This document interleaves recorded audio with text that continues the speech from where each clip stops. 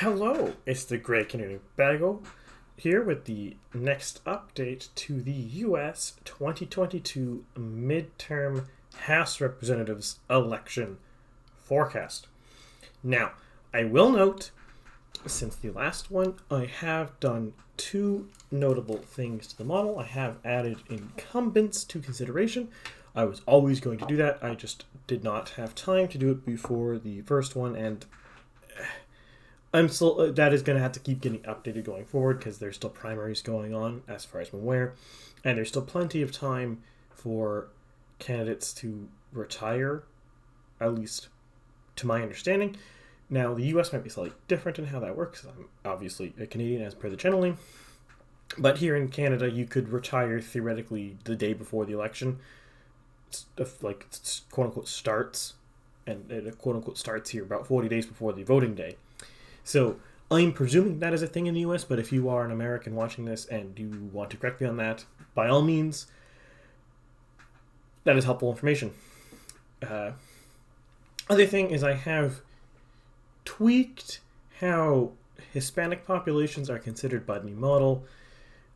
I was sort of doing it. The last update, the first update, did consider it, but I wasn't very satisfied with it, so I did change it. So you will note.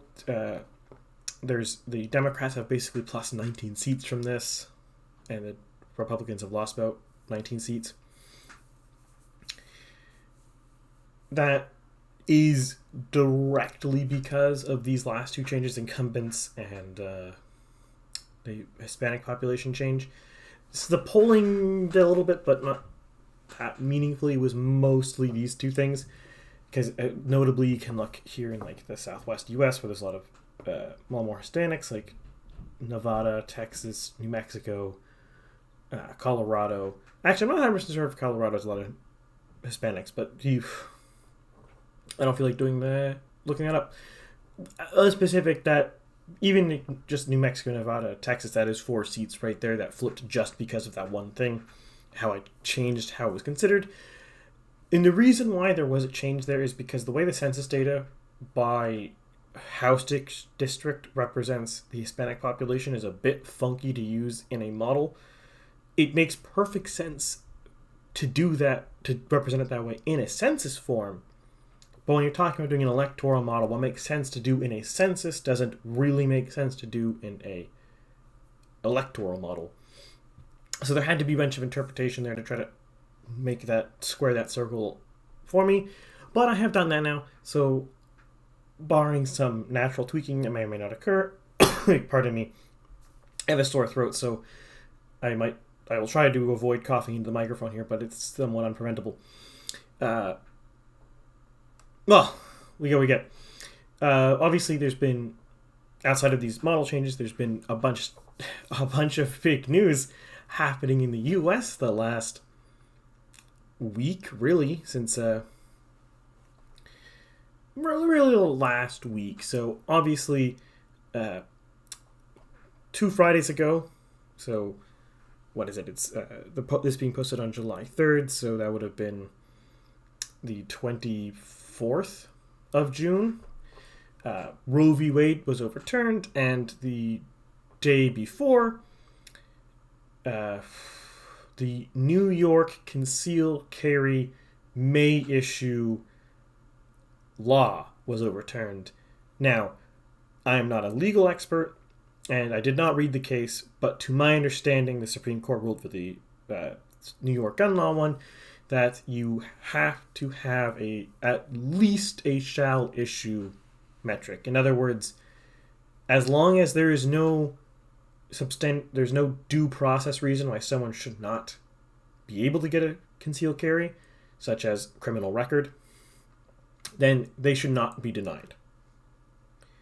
In other words, if you are a normal citizen, never committed a crime, no faults against you, you should be able to apply and get a concealed carry permit. That is my understanding of the implications of that ruling. And then obviously, the implications of Roe being overturned is quite significant in that it simultaneously removes maximum restrictions federally. There was the viability standard, so it was nominally you weren't allowed to abort a baby after viability, though some states still allowed that anyways. And you couldn't prevent abortion prior to viability, which was kind of a vague place to divide anyways, which I believe is 24 weeks typically in nomenclature.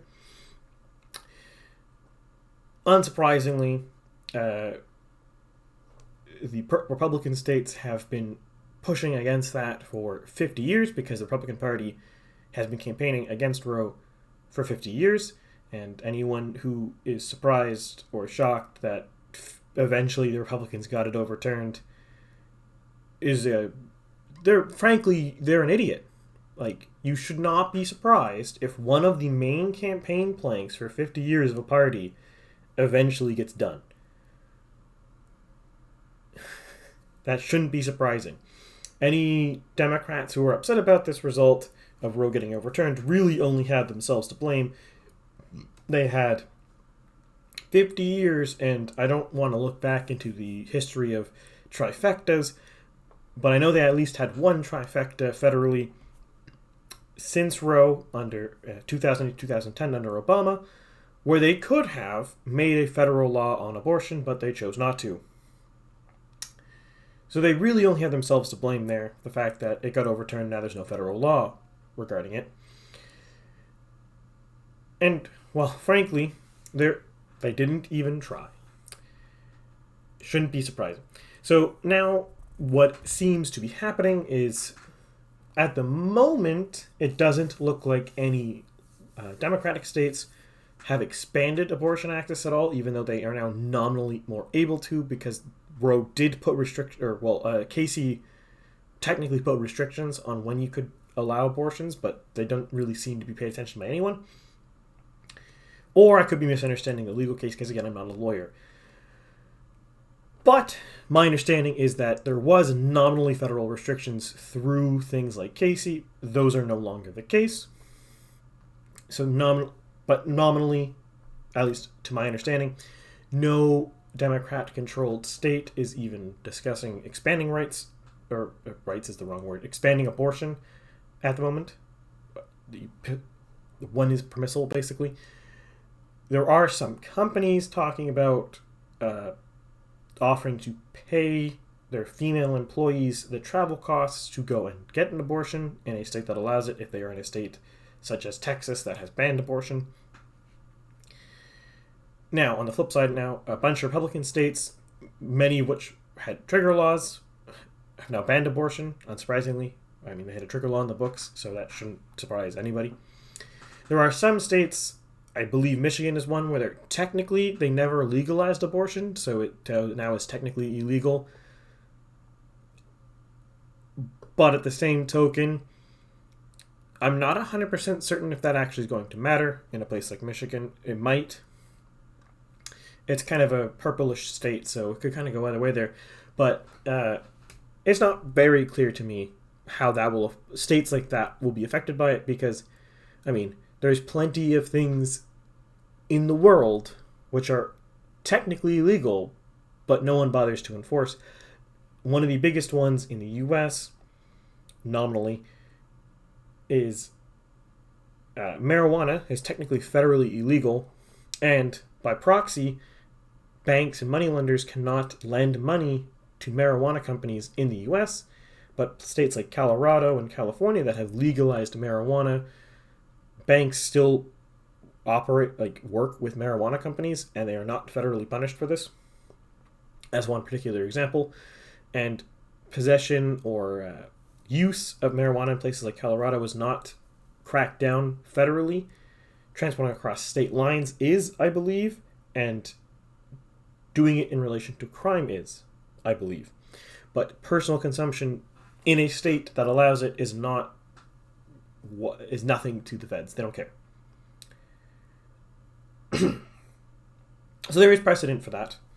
So we will see going forward how that goes, if some states like Michigan technically have it illegal, if the executive kind of ignores it of Michigan, or if it is cracked down upon. imagine it will probably be an election issue because I believe the Michigan is having a gubernatorial race at the same time as this House Representative election. So I imagine that will probably be an issue in that local election. So one of the biggest things as the consequence of Roe being overturned is a lot of people are suggesting that this could be a big motivating factor for the Democrats and might stop this midterm from being as much a bloodbath. Because right now, the Republicans are forecast to win a 55-seat majority. In practice, this is a pickup of, I believe, 32 seats, because I think they have 213 at the moment, though minus some people who've retired / resigned / died in office, plus some who've won, what's the word for it, by-elections. So I believe it's around 213, but I don't have the exact count off me, and it doesn't particularly matter that much. So the Republicans are gaining about 32, and Democrats are losing about 32. Now, my last update, again, there was bigger losses for the Democrats. This should not be confused with the effects post-Roe. There's been several polls post-Roe, though I don't think any of them are I don't think we're far enough away from it to draw a firm conclusion. But in the medium term, the conclusion we can draw is that this hasn't been a big deal electorally. In other words, voting intentions do not seem to have been changed one iota by this ruling. Now, that might seem strange to some people because there's a ton of people in the US and in Canada and other places which really, really want abortions to be legal. And you'll see arguments, people advocating that there should never be restriction on an abortion at all. And that's a loud group of people. I cannot tell you what percentage of the population that particular group is. By polling, there seems to be about 25% who generically say there should be no restrictions.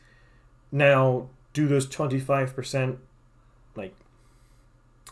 do they all believe that? Or are they just saying that because they are answering that on a poll? Because what people say in a poll doesn't necessarily line up with what they believe, because preconceived biases and misunderstanding of questions can paint the picture differently. I'm not saying that they're necessarily lying to the poll. I'm saying they might be saying one thing, but they don't necessarily mean it. That is one of the big issues with trying to understand and interpret polling data when you're talking about a particular issue. Voting is easy because every single, for the most part, voter understands that if you say you're going to vote for this party, that you meant you're going to vote for that party.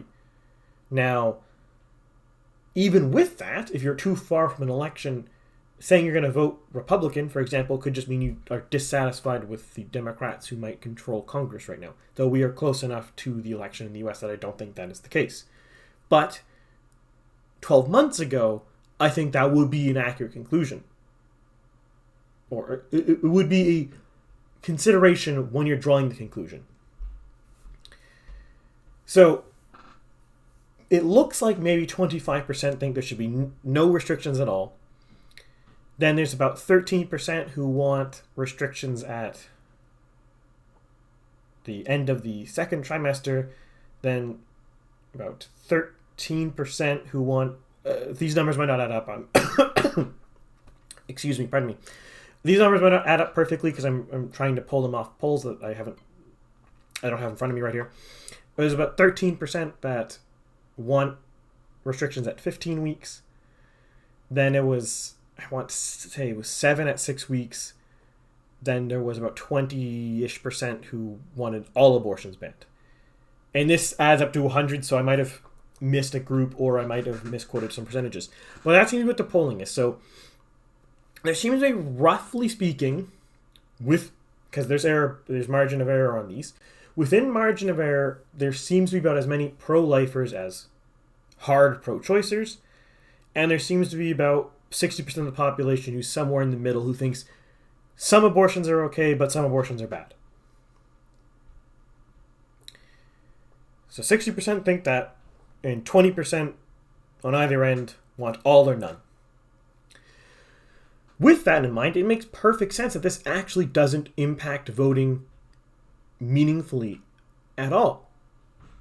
And really, no one should have expected it to vote meaningfully at all.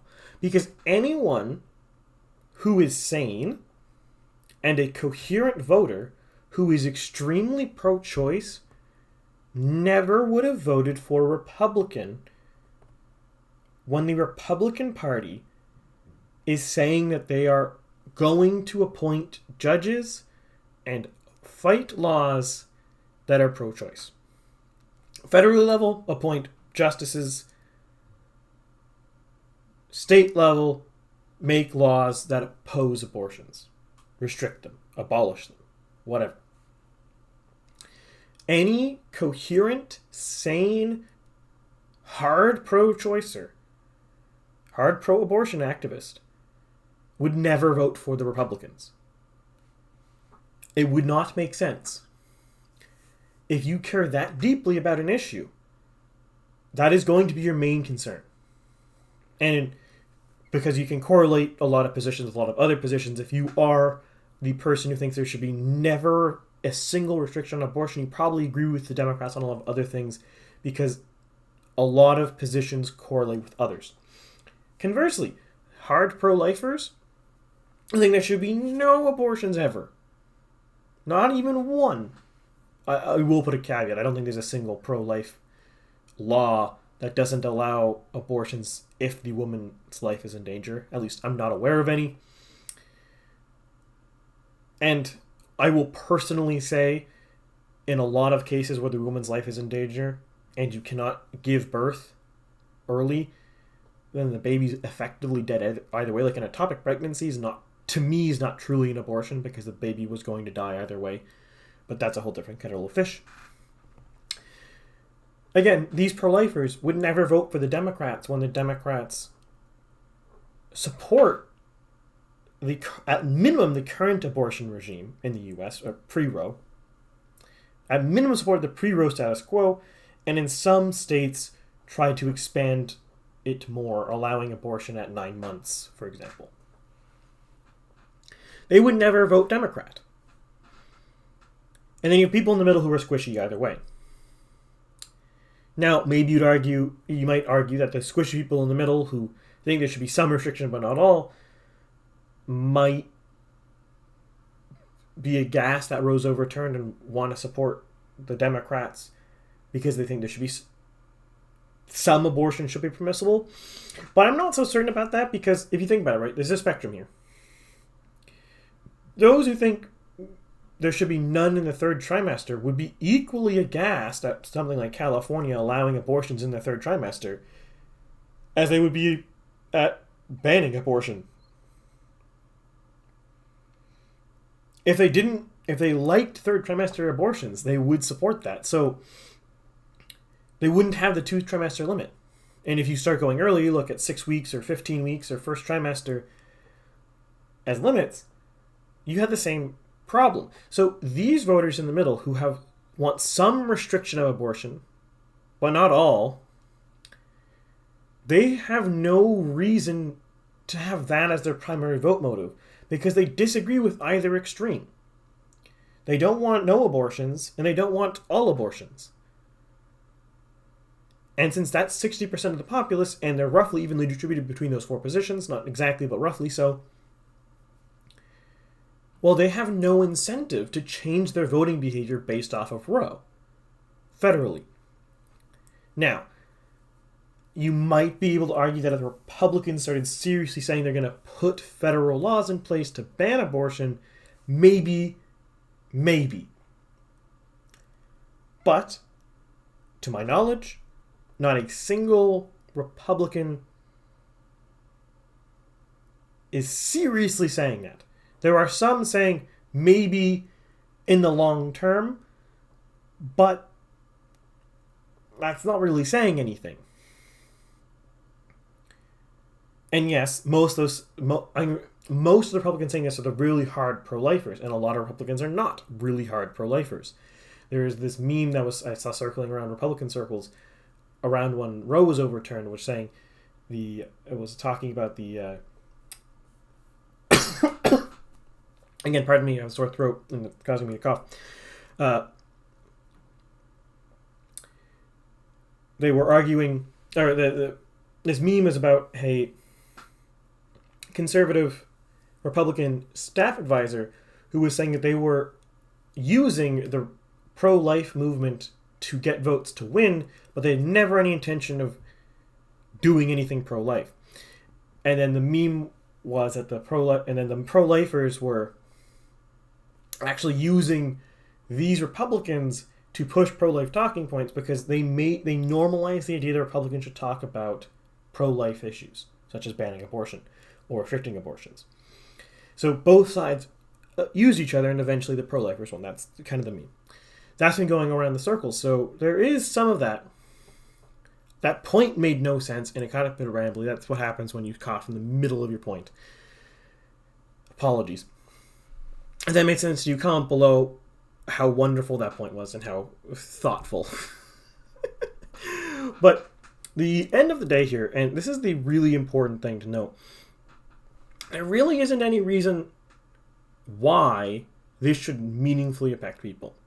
Because the important thing is, when we're talking about these 4 male positions that are roughly evenly distributed, some of them, such as 6-week ban at heartbeat, I am almost certainly willing to bet that they would rather no abortions than 9-month abortions.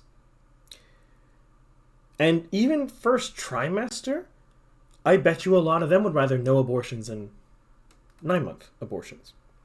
Now, people will often say that abortions in the 3rd trimester are incredibly rare. That may be true.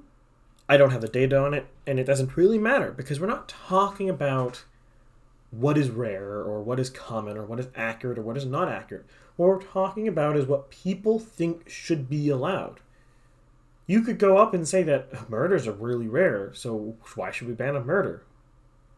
Also a matter of point of principle, right?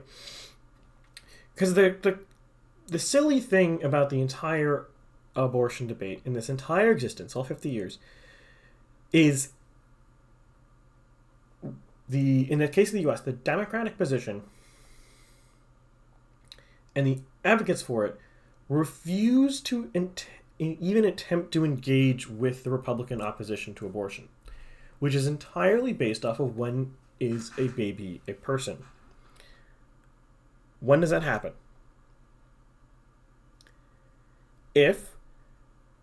When a child is a person, they obviously shouldn't be allowed to be aborted. That is the Republican position. And the pro-life position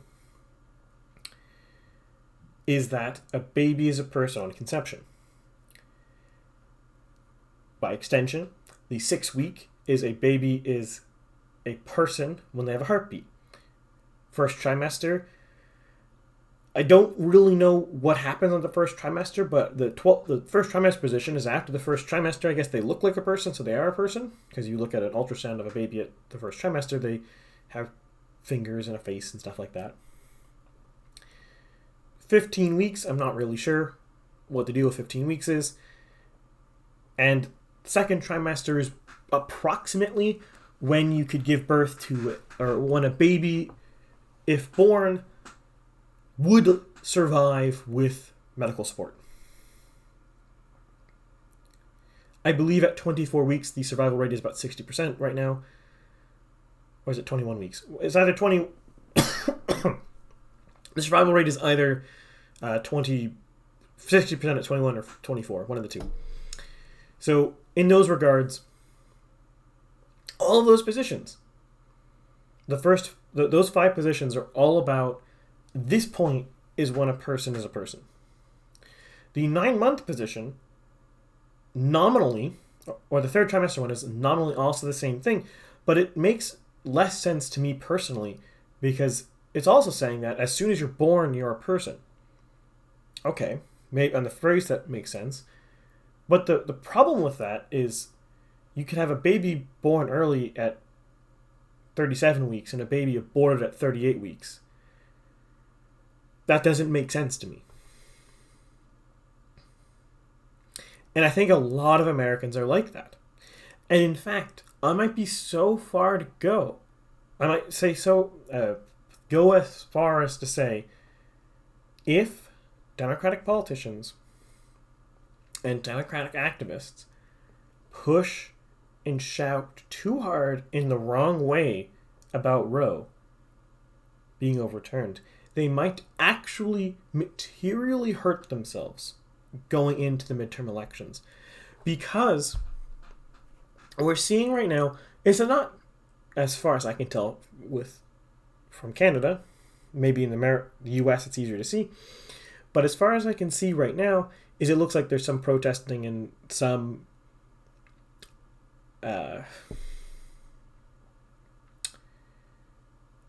guess violence where they're burning down crisis pregnancy centers and stuff like that. I'm not sure the exact numbers or exact details or exact locations, but I have seen news stories of places like crisis pregnancy centers being burned down, and obviously protests have happening.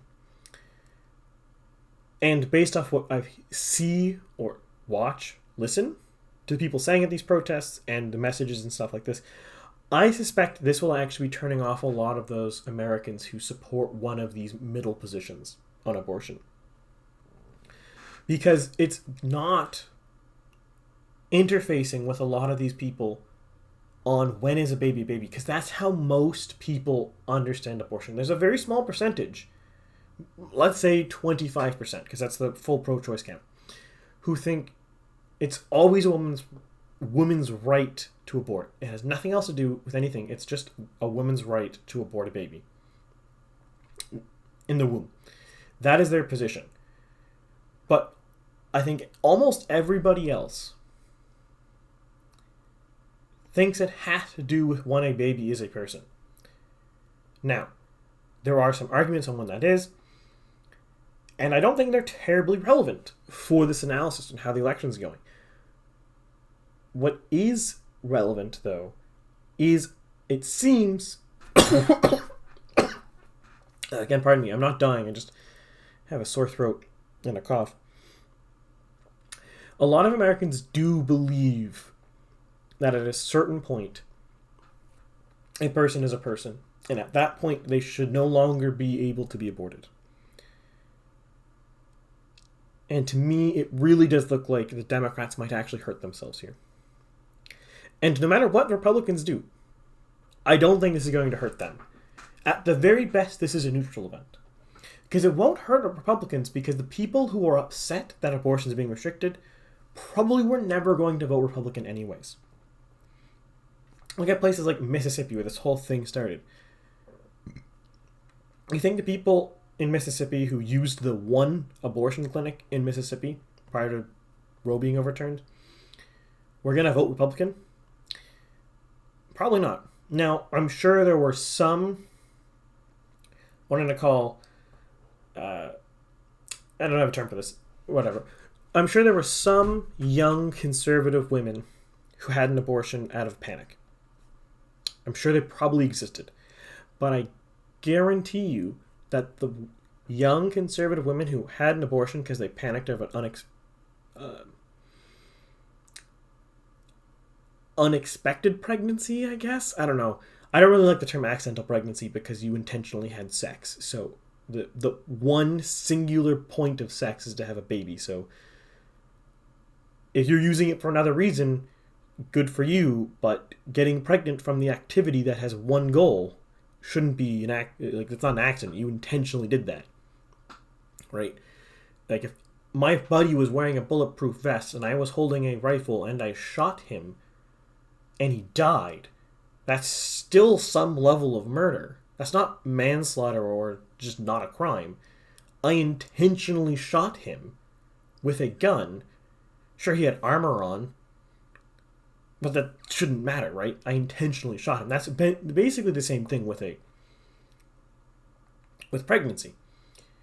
It doesn't matter what birth control you're using. You intentionally took an activity that could result... You intentionally partook in an activity that can and barring protection, normally results in a pregnancy. Now, not every pregnancy goes to term, and some poor women are infertile, and that is a tragedy for them. But the normal course of activity is that. But that is a side note. So, the women who think abortion is a right and not something that they did because they panicked, because they weren't prepared, and were misled into thinking that sex is safe to is a consequence-free activity, and they panicked, those women probably aren't particularly hardcore for abortion, and in fact, I imagine a lot of them probably deeply regret that they had an abortion at all. So I don't think they're going to have their opinions changed by the Republicans. And those who deeply support abortion and think it is a woman's right, I don't see them ever supporting Republicans, because the Republican Party for 50 years has supported restrictions or overturning Roe v. Wade. It doesn't make sense. But in fact, the fact that the Republicans materially actually did something, one of the biggest somethings in recent American history, is actually a reason for Republican-leaning voters to actually vote. Because what is a better signal to your supporters that your vote matters than being able to point down and be like, yeah, we did it. This one thing that we've been saying for 50 years we're going to do, we got it done. It was a hard fight. It was long and difficult. But we did it. Roe's dead. It's gone. What a better way to... What's the word I'm looking for here? To motivate your base to vote than to show them voting works.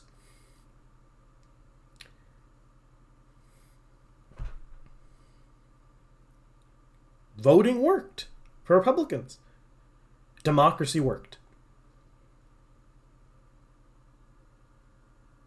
To think that this is somehow going to hurt them when one of their biggest policy planks for 50 years, get originalist justices on the Supreme Court so that they would overturn Roe v. Wade, which the Republicans thought was garbage law. Well, they did that. They succeeded. Why would that hurt them? That'd be like arguing the Democrats finally got universal Medicare installed in the U.S. and their voters left the party. What? Why would that happen? They did it. In fact, that should encourage their voters. The vote democracy worked. They did their thing. They did the thing they wanted. Oh, look at that. The idea that an incumbent or a party can be in power, do the things that they said they're going to do, and then lose support is illogical. There's no reason why a party could not, in a country like the US or Canada or anywhere in Europe, could not govern indefinitely as long as they they consistently and reliably did the things they said they were going to do. If they always succeeded in doing what they said they were going to do, and they didn't have corruption scandals, there's no reason to vote them out of power. Now, in reality, the longer you're in power, the more likely you're going to have a corruption scandal, because corruption is just an inevitable result of power, and the odds that all the politicians in a party actually sincerely believe in doing the party's agenda is naive. And in a country like the US, where party discipline is quite low, which is a virtue, my fellow Americans, at least to me, or my friendly Americans, I should say, I'm not American myself. But in a country like that, to think that every single member of a party is always going to vote on party line is also silly. There's all sorts of considerations. West Virginia is not the same state as Utah, which is not the same state as New York, which is not the same state as Illinois. These are all different places. They have different concerns. And in a lot of ways, they materially have a different culture, which in a lot of ways is the strength of the U.S. and the weakness of the U.S. It's the strength when politicians accept that and keep issues local. It is a weakness when politicians and demagogues convince people that any issue you're talking about has to be done federally. I am, generally speaking, a very strong proponent to decentralization of power, especially in a democracy. There's very little reason to me, especially in a country like the US, why, let's play, for example, one of the Democrats' favorite talking points, Medicare for all. There's no material reason why that has to be a federal issue. Why can't it be done in California alone? If California wants, why can't they do it? Well, there's no reason California couldn't do it. Now, some people might argue the feds have more financial resources. Okay. Perhaps. But California is one of the richest states in the Union. Why don't they have the money to do it? If California doesn't have the money to do it, why would the feds? The feds have to help a bunch of really poor states like Mississippi and Arkansas and Alabama. I'm actually not sure how poor Alabama is. But Mississippi and Arkansas are two of the poorest states in the country. Low education attainment rates, low per capita productivity. Extremely poor states. Now, there's plenty of reasons why they're extremely poor, but that doesn't matter. They're very poor, so they get more federal assistance. That makes sense. Because what is a poor state now isn't necessarily going to be a poor state in 100 years. In the case of Canada, Nova Scotia used to be a, relatively... I'm from Nova Scotia, for the record. Used to be a relatively wealthy province, generally speaking. Early on in Canada. But it got poor over time for complicated reasons. Whereas Alberta or Saskatchewan used to be relatively poor provinces, being poor rural farming provinces that had very little way resource or industry.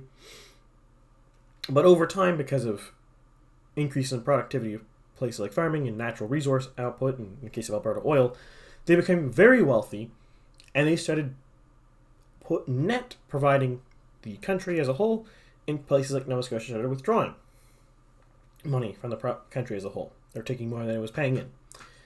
So these things flip. In 100 years, it could be the opposite again, or it could be a different part of Canada that is really poor, or a different part of the US that is really poor. Not necessarily, but it could be. So all this to say, well, the Republicans are still smashing the Democrats. And the changes in the last 2 weeks, with a bunch of Supreme Court rulings, there's no good reason why any of them should have any meaningful impact on the election. At least for now. Maybe the after effects of them might affect the election, but until that is clear, there's no reason to believe there's going to be a result. And in a lot of ways,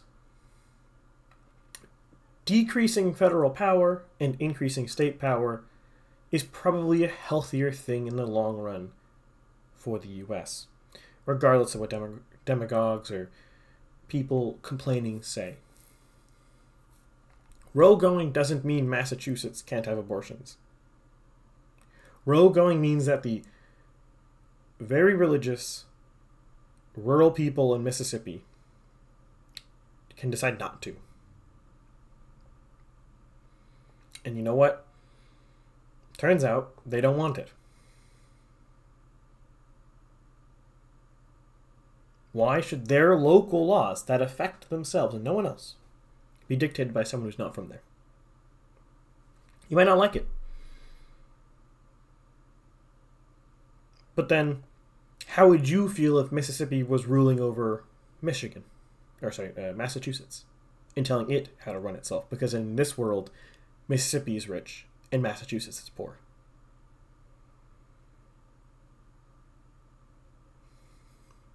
Decentralization of power is, in a country like the US, is almost always healthier. And right now, it might seem tumultuous. But I guarantee you, in 30, 40, 50 years, people are going to calm down and think this was a good idea. Just like Brown v. Board of Education being overturned. I believe that's the case. Was that the one that overturned separate but equal? Whatever. The separate but equal education, the segregation allowance, being overturned. Very controversial in its time. But in the long term, I dare anyone to sit down and tell me that disallowing legal segregation of people was not a net good for society. Getting rid of that government power. In that same way, I think this is going to be good for the U.S. Because you're getting rid of federal power and giving it to the states.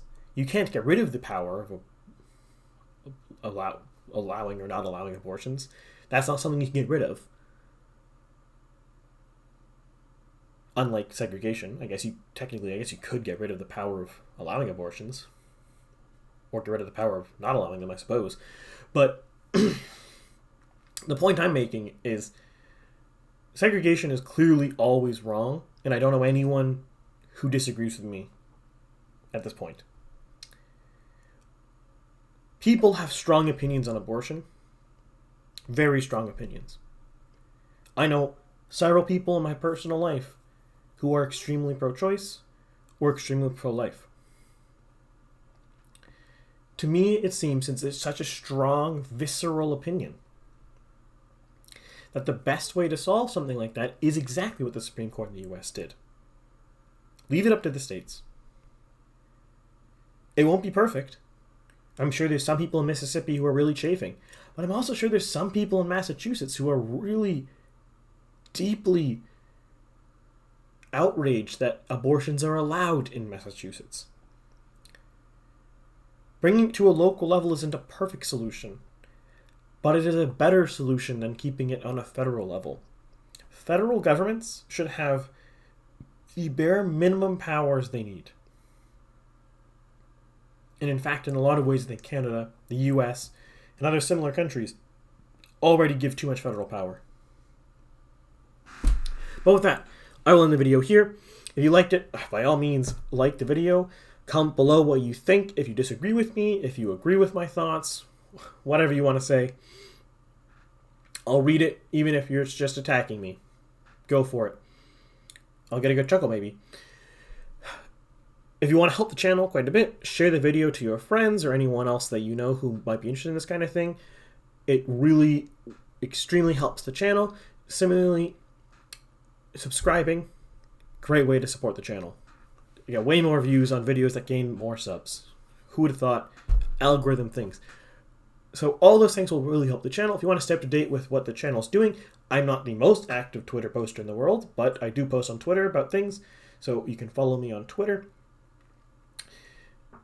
on that. And I will also note